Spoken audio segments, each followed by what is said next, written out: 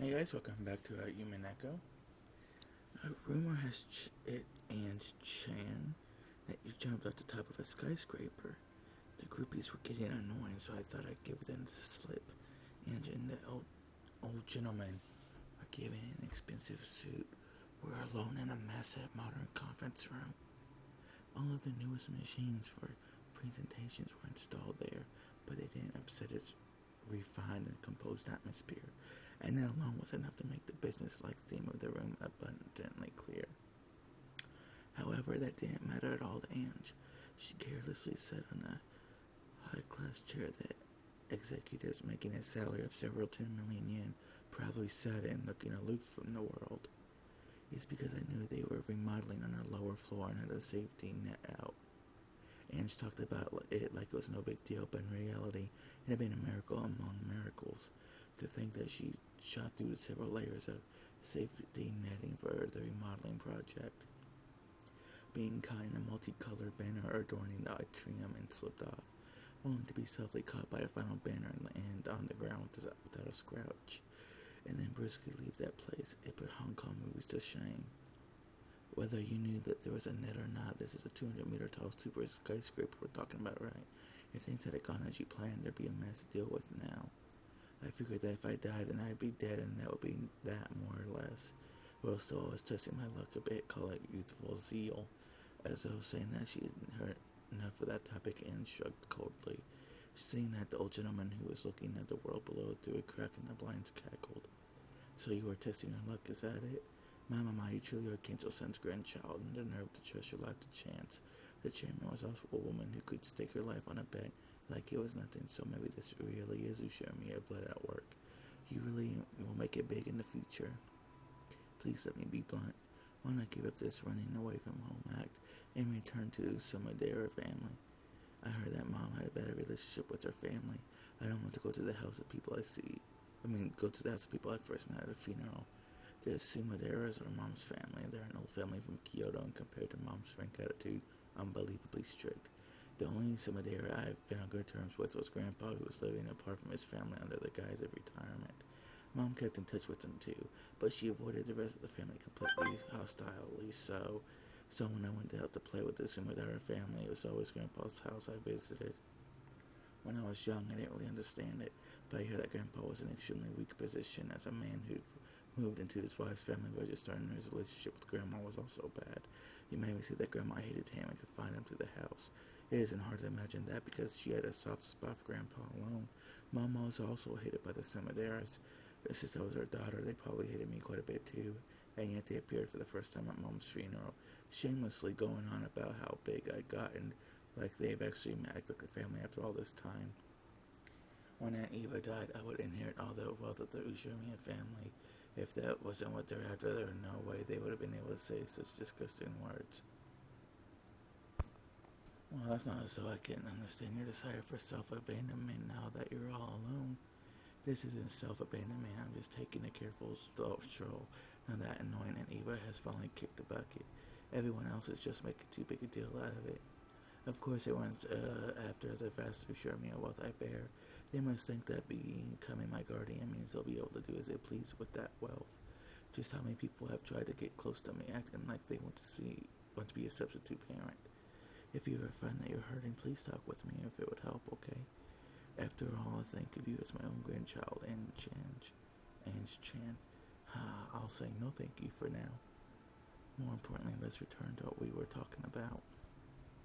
Ange Chan, no matter how many times you ask, I am hiding nothing. The chairman was the only survivor of Mokujima that day, and she passed away without saying anything. I myself know nothing. Everything is wrapped in darkness, you see. This old gentleman was one of those leaders who had been entrusted with the business group Eva had built up after she passed away. The one who called chairman was the former chairman of Ushirmiya Eva. His company had once had friendly ties with Hideyoshi's business, and he had a close relationship with both Hideyoshi and Eva. For that reason, when Eva lost Hideyoshi, he became the only person to whom Eva might have let her true intentions slip. Whenever Eva's heart was torn by the loss of her family, whenever she took it out on Ange, she had acted as a buffer between the two, so although Ange didn't trust him, she found him a very easy person to question. The crime was, no, that accident. If I call it a crime, I'll get in trouble. I had the same questions about it as the public and talk shows. At the time of the accident, why was Aunt Eva in a place 2 kilometers away from the mansion all alone, and on the night of the storm? Back then, Kinzo-san was unsure as to whom he should be selected to be his successor. Eventually, he had decided on his son, Cross-san, but he didn't have much trust in that man. So that fairly determined a successor from among the 4 siblings. He made his game-like test called the Riddle of the Epitaph. Ostensibly, yes, Kinzo-san probably planned to make Eva's son the successor from the beginning.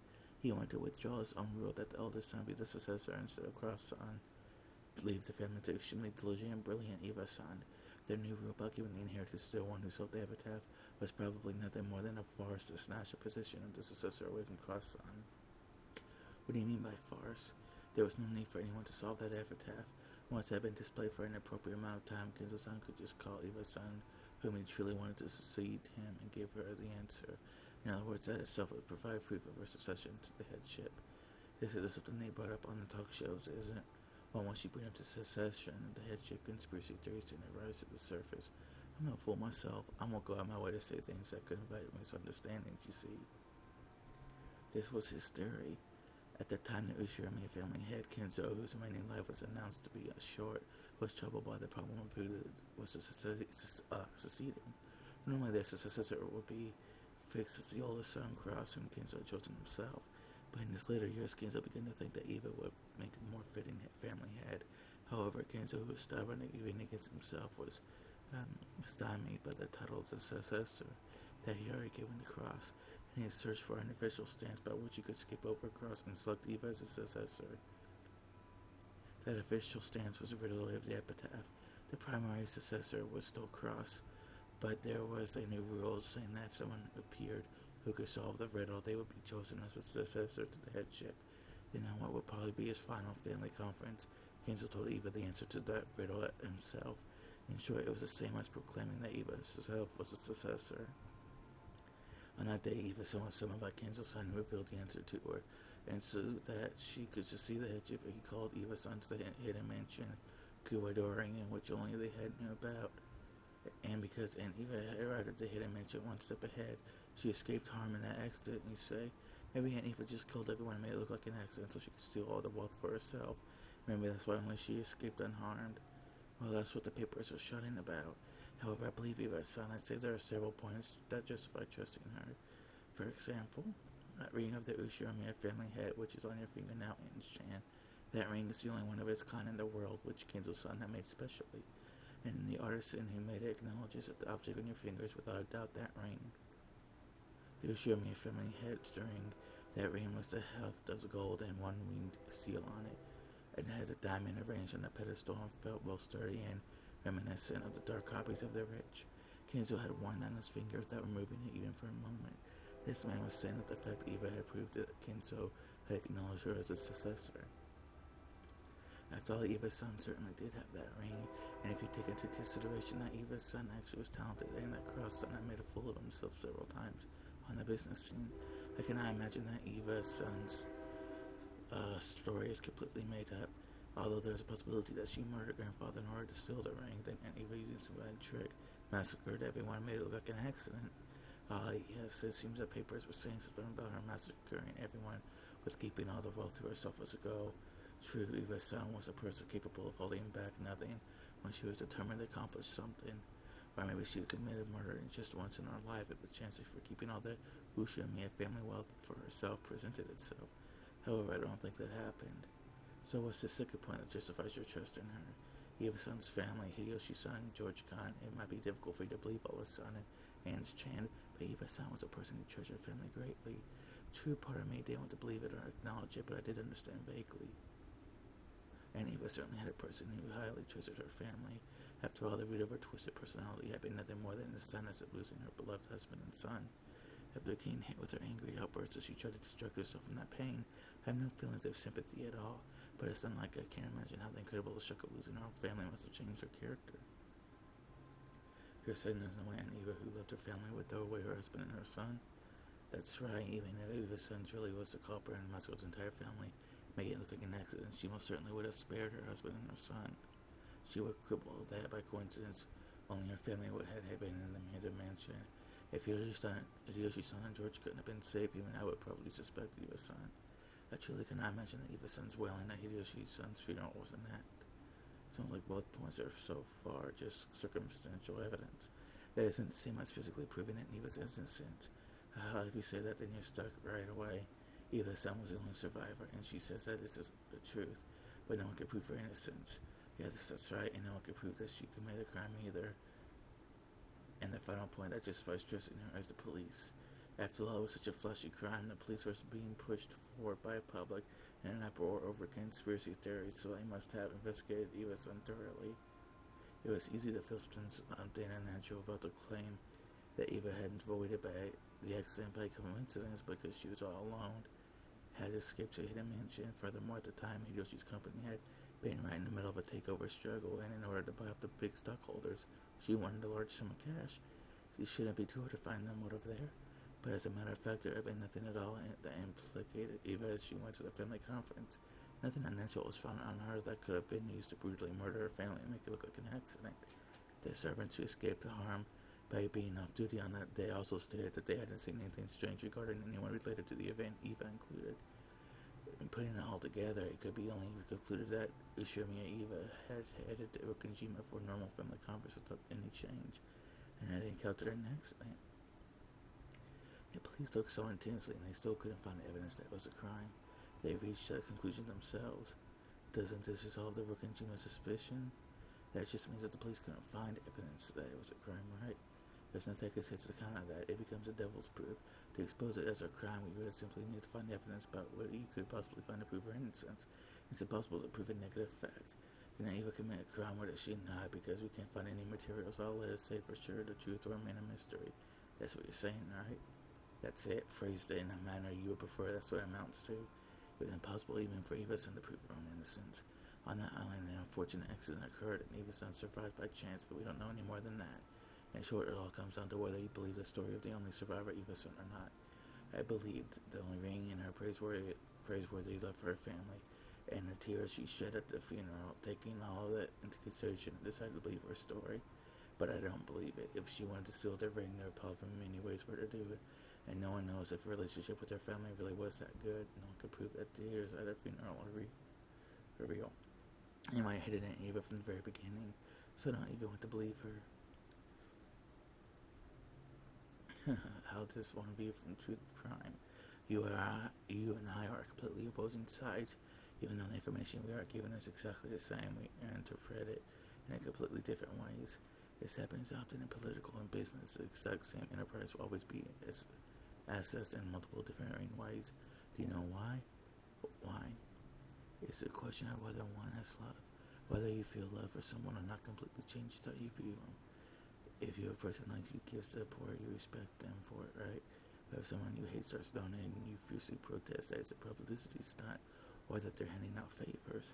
No matter what they do or don't do, you thank them if you love. You thank them if you have love, and criticize them if you don't. You thank them if you have love, and criticize them if you don't. Okay, that's how the world works. Can Eva be trusted, or can she? You're saying all that really matters. Those who suspect her will probably take anything she does or doesn't do and truly see as something unnatural, and it works in reverse. As for me, I think that bearing certain extreme cases, truth might not exist in this world at all. No, even truth does exist. Whether you believe it or not isn't determined by whether you have love or not. Can you really call truth without certainty truth? Even if Eva's son had been able to show physical proof that she had an alibi, would you have been able to believe it? It's hard to counter that. I hate any of us. I'll probably deny any information beneficial to her and interpret any neutral information in a negative way. In other words, the truth is already decided inside me. So just why in the world is this truth that I'm still searching for and satisfied? That's how it is. So no matter what you hear from me, since you still suspect Eva's son after all this time, nothing will change. At the very least, even if you were to grasp a piece of hitherto unknown information, I don't think you'd be able to reach the truth that way you are now. So I can't reach the truth. After all, no matter what kind of information or proof you find in Shen, it won't change your stance that Eva's son is the culprit, right? So it's pointless to investigate anything anymore because the truth inside of you is already decided. However, if you stop assuming that to be the truth, if you wish to struggle further towards the deeper, real truth, there is a single way. I believe I already mentioned it. Do you know what it is? Is it love? I don't really know what you mean. Right now, you're considering this under the assumption that Eva's son is the culprit, but that's no different than looking at something with a single eye. With one eye, no matter how much you squint, you cannot see an object in 3 dimensions, right? That's why we have another eye, and of course, it's a different position from the first eye. You're telling me to look at things based on the suspicion that Eva isn't the culprit, or else that was a real accident. Yes, that's correct. When you're thinking about anything, you should always try to look at it from different perspectives. If you don't, you won't understand anything about what is real. It's the same with newspapers. You can't see anything from the single viewpoint of a writer who wrote an article in a single newspaper. Sometimes you can only process information composedly in 3 dimensions when you read multiple newspapers. Without love, the truth cannot be seen. Sounds nice. Well, haha. Maybe he thought it was interesting that such a flashy phrase would pop out of his mouth. For a while, he left looking pleased, and at the same time, he was telling me that he'd said everything he knew, and it was about time to leave. I understood that and got to my feet. I do understand your feelings, and Shine, you should do as you like for a while until you're satisfied. You were 6 years old at the time. I understand how you must feel after losing your family before you could even understand what that meant, and how you must still be unable to sort out your heart. You may learn the truth, you may not. Eva's son may be the culprit, and she may be a victim. I pray that you find the truth you believe in, and Chan. A journey at such a young age may prove to be a valuable experience. Thank you very much. I'm truly sorry to be such a bother when you're so busy, Okonagi-san. No problem. No trouble. What are you going to do now? Well, whatever works. I've made appointments with several specialists and people related to the crime, and I plan to go visit them. I see. I hope you find an answer you can accept. At the time, company president Okonagi's secretary came and handed him a memo over his shoulder. He read it, then looked between it and my face. And Chan, my apologies that this comes right after telling you to go on a journey, but I have some information you should lend an ear to. Looks like you're in a bit of a nasty fix right now. People after my money, this is why money's stupid. Especially if you sell off all the wealth trying to donate the whole sum to the public welfare. You'll make the eyes pop out of those people optimistic about their chances with your fortune. Oh, they assume they're a family. Those guys act so proud like they're my guards or something. I haven't forgotten Aunt Eva. There's no way I'll put myself in the care of the they're a family. They probably went to, as Aunt Eva's often threatened in the past, cut off my arms and legs, stole me in a warehouse, and sucked the issue of my family's wealth dry. Apparently a messenger from the Sumadera family is coming here. They're saying to hand you over. No, they want to protect you. Messenger, you say? It's your aunt, Kairi-san's younger sister. I believe she told me earlier that she thinks of you as a little sister. She's got to be joking. At least call me granddaughter, you old hag. Judging from the context, it seems they have no wish to listen to your desires. I have a car waiting for you. I have a car waiting in the parking lot, 2 stories underground. Go. The Sumadera family is telling you to hand me over. Is it really okay to let me go? You will definitely become something big in the future, Aunt Chan. Let us call this a favor to be repaid upon your success. Go quickly.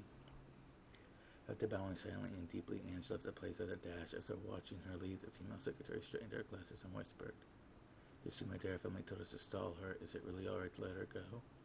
"We did stall her more than enough. If they still don't make it in time, it's their own fault. I told Anshin to run for it and informed the Sumaderas that the Anshin would be coming.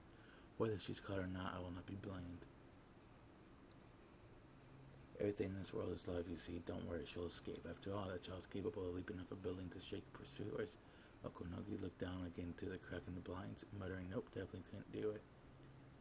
Ange wasn't fooling herself. Wasn't a fool herself. She got up by the elevator up on the 3rd floor, taxiing the 2nd level of the basement. That's so neat and clean that I don't like it. It's probably better to refuse for now, but my enemies aren't fools either. They probably waited for me on the 1st floor lobby, as well as the underground parking lot. It's such a massive building. Instead of being anxious and escaping outside, maybe it's better to stay inside and wait it out. Now that's useless. If they get their hands on a security room in a modern building like this, I'll know where to run to. This entire building is a massive dead end. The 3rd floor is the business floor. A young girl like me would clearly stick out. Try not to stand out any more than I do. I had to walk at a brisk pace searching for an emergency exit. It'd be perfect if that was staircase was an outside one. I found the door to the emergency exit. After opening every door, I found the outside staircase I'd hoped for. I bumped into a man who looked at the employee skipping work and smoking a cigarette. After glaring at me, he quickly crushed out his cigarette and went away. It looked like there was no one below. If I'm going to escape now, it's my only chance. Just when I thought that black car slid right under me and came to the sudden stop with an incredible squealing of tires. Judging by the sound of tires, it seemed they had several other allies, and one of them had come here to block this path. Not bad, I'm consuming to think you sent a car to pick up your little sister when she's trying to get out through the emergency exit. Bang bang, and the doors of the car were forcefully open, and 3 black suited men jumped out, looking up at the emergency staircase. Crap, our eyes met. 12 target found. Northwest side emergency stairs, 3rd floor, ascends aboard. And someone tried not to move from there, forgive our roughness. The 3 of them began to clamber up the emergency exit. They've already announced that they plan to be rough. This is pretty bad. As long as I don't stop breathing, they probably even order to grab me no matter what, even if they gotta rip out one of my arms. Clank, clank, clank. Their heavy wall footsteps became a helix and began to rise from those lower floors, getting closer. In the entrance lobby of the building, a woman with 7 black-suited guards behind her advanced at a leisurely pace. Seeing this ostentatious entrance, the security guards for the building ran up to them, asking if they had an appointment. How typical of Tokyo people. Don't you understand the status of a person you're talking to without her having to say her name? And my apologies, our company guests are to security. Back down, Skyma came because I was called by your president. Call Okonogi Tetsuro here. To think you would call me here and not welcome me. How typical of Tokyo people. My apologies. Welcome to Ushamiya Group. Sumadera Kumsumi-san. With his secretary behind him, Okonogi dashingly appeared from the elevator. Even though both of them wore bold smiles, they were wrapped in attention, reminiscent of the smell of gunpowder. Whereas Aunt, I came to greet that adorable daughter of my big sisters. Strict observance of time is our motto here at the Ushamiya Group. The former chairman herself said that those who can't keep time can't keep contracts. You called me all the way to Tokyo, and this is all you had to show for it. You let her go, didn't you? Please, she escaped from us. We did stall her for quite some time, but surprisingly, she did eventually smell a rat. Of course, this wouldn't have been a problem at all if you arrived on time, Sumadera-san. All these provincials and their loose concept of time. Wahaha. What was that? What did you say to me? You couldn't sense any of Kari's open frankness in Kasumi's face. She wired the arrogance of the ancient Sumadera family towards her ruined Ushimiya family, as well as pride, because she didn't want anyone to notice that her family was declining so much that they couldn't ignore the Ushimiya family's wealth. Even at a glance, it was uneasy to understand why Ange hated her and so deeply. She couldn't understand even a slight insult, and though she still smiled, her eyebrow twitched. At that time, the black-suited man behind Kusumi whispered to her, "Man, someone has been found. We are currently dealing with her." "Oh, I'm glad we made it in time. Thank you, Gokunagi. It seems I can finally take my mischievous niece home. I'll wait so long to talk with that girl in my tea room, with all the tools prepared. Hee hee hee." Clink, clink, clink. As a violent sound drew a helix, it rushed up at me from below, threatening to swallow me up. Of course, even if I fight, there's no way I'd be able to land, and yet running into a building would be like jumping into the dead end of my own accord. My enemies will increase in number with time. If I don't do something here and now, I won't have any more chances to escape. 3 muscular black-suited men came into view below me. 1, 2, 3. 3 people. In other words, everyone who had gotten out of the car. If there had been just one of them, I might have been able to drop kick them or something, smash them in the head, which might have worked out. But it really would be impossible with 3 of them. But wait, 3. If there's just 3, I should be able to make it. I can do it. Take a deep breath. What? You idiot, stop. Look out. Wow. 1. Calling 12. Is the package secure? Received a response. What happened? Respond. She's crazy, damn it. Wow. See, that worked out perfectly, didn't it? There was just 3 of them after all. I've already tried that once from a higher place. I knew we'd be able to jump down just 3 floors. It's just a good thing the car came in where it was right beneath me. Even if it wasn't as pleasant as jumping, it broke my fall a little gently, a little roughly. How rude. You didn't have to dent that much. The roof of the car broke my fall, leaving a massive dent around my body. The car roofs are surprisingly delicate. I don't think it's because of my weight. Apparently, the 3 people on the stairs hadn't planned on me jumping down. It seemed then they realized that they'd been outwitted and they were rushing down the stairs. I've got to run and escape while I have the chance. I move my body, making clunking sounds on the car roof. If I'd been naive, of course they wouldn't rush up the stairs without leaving one person behind. There was one black-suited man left in the driver's seat of the car that broke in my fall. He stuck his head out the window. When he realized what had fallen on him, he jumped out. In a rush, I jumped off the roof, but the black-suited man's reaction was really fast. Either there was a massive reward for capturing me, or there was some harsh punishment in store for them if they let me get away. 15 secured. Ow, ow, ow. How can you touch me like that? Let me go. I was mercilessly held down against the asphalt. I was being crushed face down, covered and pressed upon from above. It was a hole without a trace of elegance, but it was extremely practical, leaving me no room for resistance. I tried to push back with both hands, searching for a way to resist, but I was being pushed down solidly, and I couldn't even tear myself out of the asphalt. Then the car came squealing as its tires as it slid to a sudden stop. Is it all over now? Yeah, the man that had been pushing me let out a sharp cry. He was yelling straight into my ear, making my left ear ring. What in the world? Along with the black-suited guy for that thunk. After laying face up on the first thing I saw was an arm stuck out right in front of my eyes. I'm like, what are you doing here? Let's talk about that after we'd lost to the car quickly, lady. Amakusa grabbed my arm easily, pulled me up, spinning me around with himself as a center of gravity. Just when I thought it was a little like a dance, he flung me through the open door in the driver's seat. I climbed over the handbrake and slid into the passenger seat, pushing me in. Amakusa also got in the driver's seat.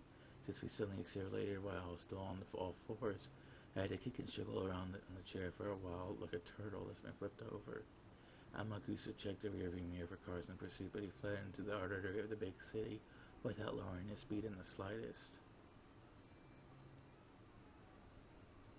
Okay, guys, I'm going to take a few minute break here, and I'll see you guys in a little bit. Okay, guys, I'm back. We sewed our way between cars one after another, just like a chase scene in some action movie. Only shaken by this horrible driving and trouble sitting back down. Are you hurt, lady? I'm fine. Humans are surprisingly durable. Next time I'll try to escape downward. Move an elevator, I'll jump out of a window instead.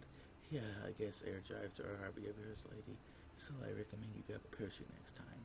Sure, if I remember to do it after leaping. Yeah, cool. He smacked his steering wheel, guffling. Need an explanation for the flippantly talking man? His name is Amakusa Juza. He was originally one of Eniwa's guards, but then she started to hate him because he shouted too much. He was much younger than the rest of the guards, but contrary to his outward flippancy, he'd hopped from the 1st Airborne of the JSDF to the French Foreign Legion, placing himself in overseas private military companies and high-class security companies one after another, making for a pretty incredible and unique career. But I heard he deserted both the JSDF and the French Foreign Legion, and that'll be arrested if he enters France again. Both of these flippant episodes were very typical of him. The guards were sternly told not to chat with me unnecessarily, but he came and took a pass at me, didn't he? And he was apparently particularly put off by that, and he supposedly dismissed him shortly before she died.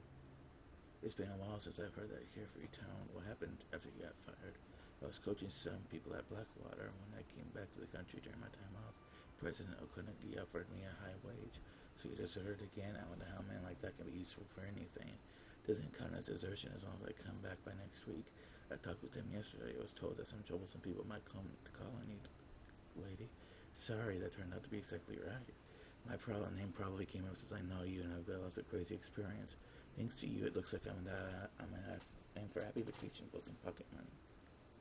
So Okunagi employed you as my guard. He probably wants to buy some gratitude from you, lady. After I got fired, I was indebted to the President Okunagi in various ways. He has had some dirt on me here and there, and now I can't say no to him.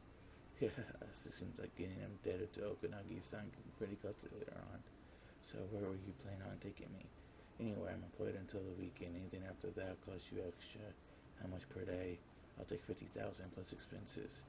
If you stop cracking jokes, I'll double it. The period of employment isn't fixed yet. It might take several weeks. That'll be tough. I'll have to call my boss again and extend my vacation. More than anything, I want to investigate that day. Oh, this is about Rokkenjima, exactly what happened on that island 12 years ago. I want to investigate it with my own hands to satisfaction. You really expect to find anything new investigating something that old? True, but this is a journey for my own self-satisfaction. Once it's over, I'll just throw my hands up and go over to the Sumadera family. Then I could simply say something about how she wanted to serve me some matcha. Maybe she'll serve me tea as I nail sharp on wooden blocks, clutching stones or something. Damn, that sounds freaky.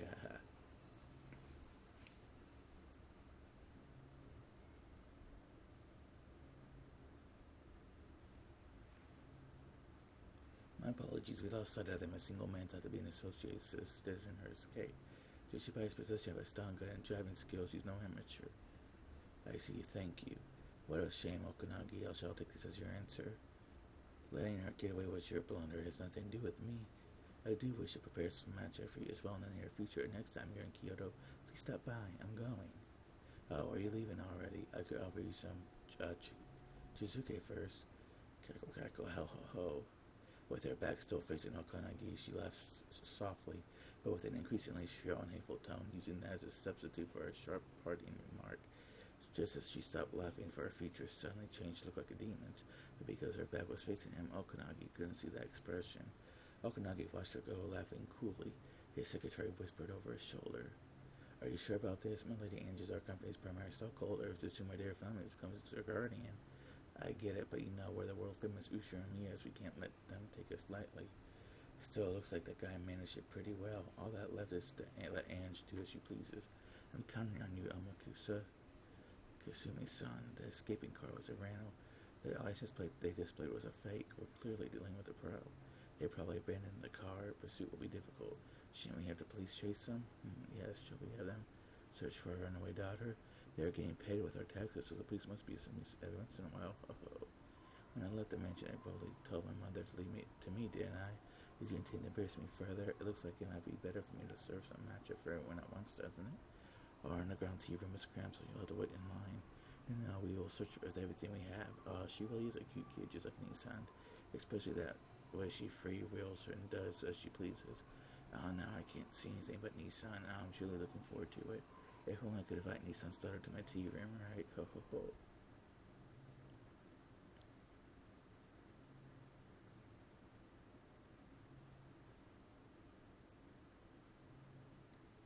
Okay guys, I'm going to take another break here for a little bit, and I'll see you guys shortly. Okay guys, I'm back like freaking 20 minutes later. The Sumadera family sure moves quickly. Did Okanagi-san sell me out? You're joking. He's my client. If he sold you out, he wouldn't have hired me, right? I guess that's true. Oh, so that's why he got off the elevator at the third floor. Him having a car waiting in the underground parking lot was just too convenient. I figured Okanagi-san sold me out. So I guess by now it's impossible to prove whether there was an ambush set up in the parking lot or not. I see that poor prison guy. Looks like you don't trust him a bit, lady. That car in the basement was mine. Huh? He was talking about you, Amakusa-san? I freaked out when the elevator came and it was empty. I would wonder what would have happened by now if I hadn't been listening on our radio. So what's going on? If I obediently believed Okanagi-san had gone to the parking lot, there would have been no need for me to jump off the third floor? Pretty much, yeah. Well, it turned out okay in the end. What in the hell? If I hadn't suspected President Okanagi, I could have easily escaped without getting caught in a tough spot. President Okanagi might have sold me out.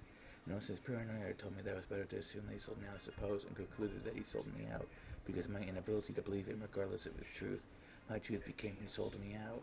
I thought back on President Okanagi's words. Can you really call truth without certainty truth? Truth could change completely depending on whether you love or not. In the end, perhaps truth itself doesn't exist. There are as many interpreted truths as there are people who speak of the truth. Blah, blah, blah. If I can accept something that fluid as truth, where does the truth that I really want to find exist? And is it something I'll be able to see with my eyes? Even if someone sticks the truth right there in front of me and says it's the truth, I might not be able to see it. Without love, it cannot be seen, huh?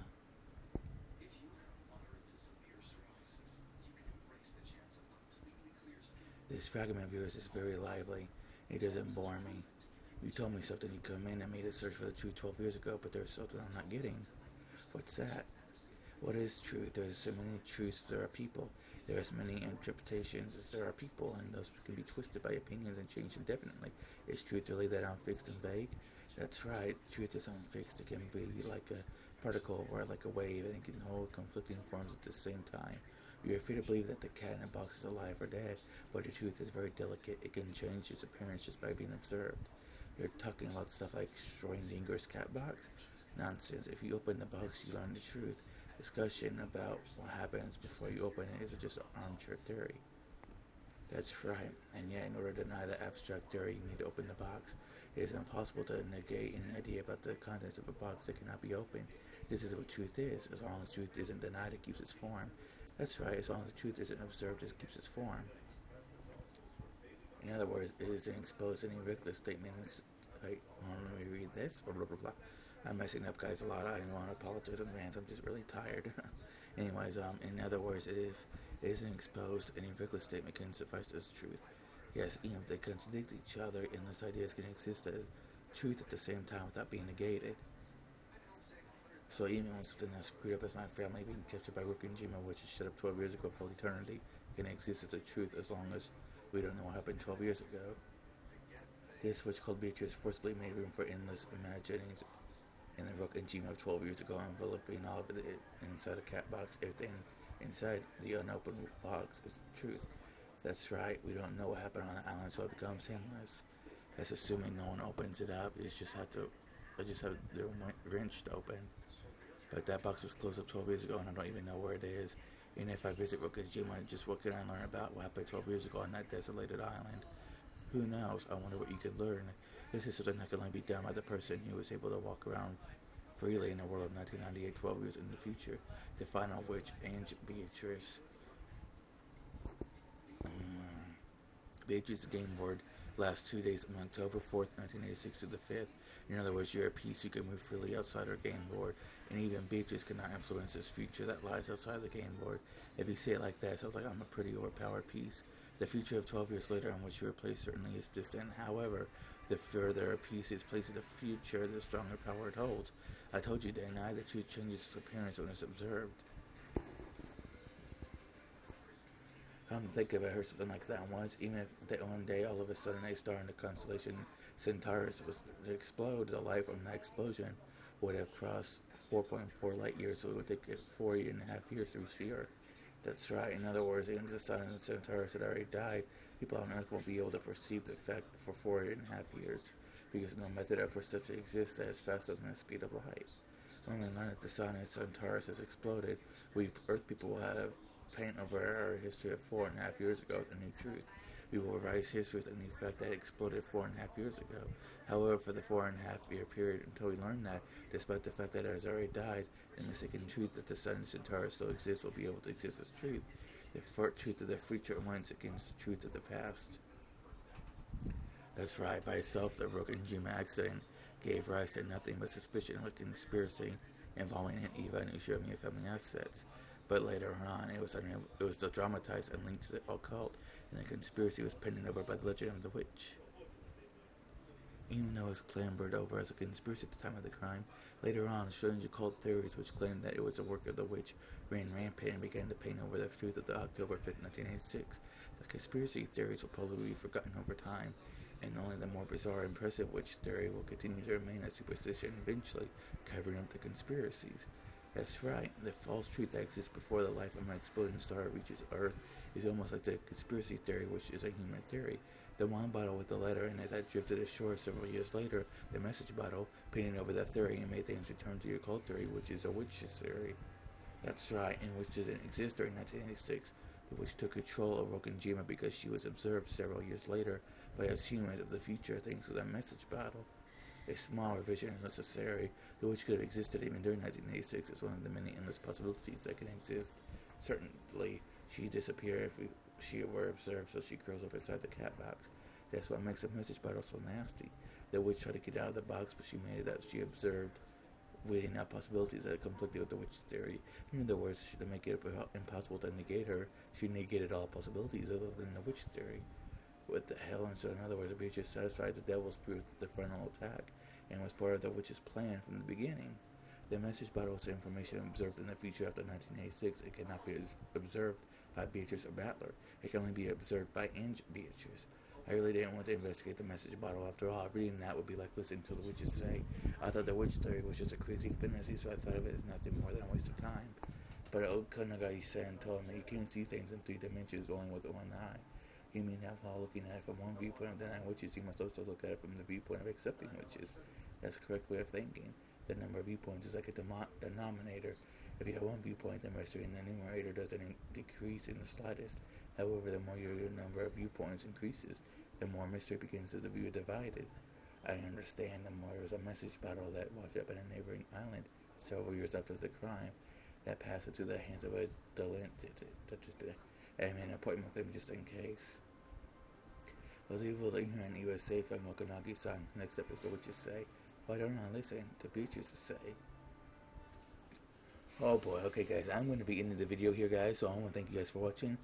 I'm going to play this and go shake the bed, and I'll see y'all later.